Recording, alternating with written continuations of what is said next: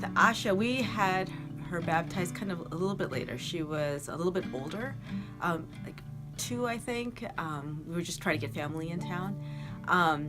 But what was really interesting about that is when she was at preschool at our church, they went to chapel one day, and our pastor spoke to them about their baptism. And during that time, Asha came back and could relay to me, oh, our pastor talked about the water and the cross on our forehead. And I remember my baptism.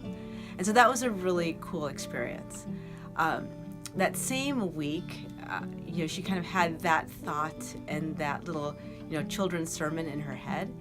And then later on in that week, we were having kind of a typical day.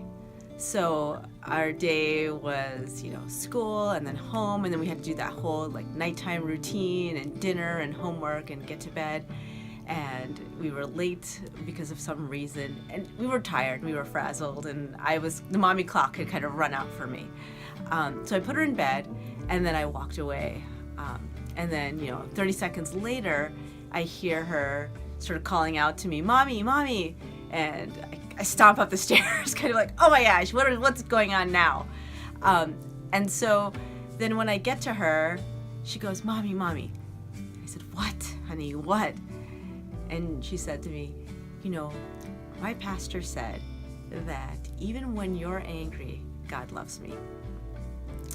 And so, of course, that kind of stopped me in my tracks, because she's 4 years old, and she has understood why, faith and Christ and God is important in her life. That when all these things around her are turbulent, when the people that she loves, that she counts on to say, "I love you," are still not doing that for her in that moment. In that moment, I certainly wasn't. But she still knows that God loves her.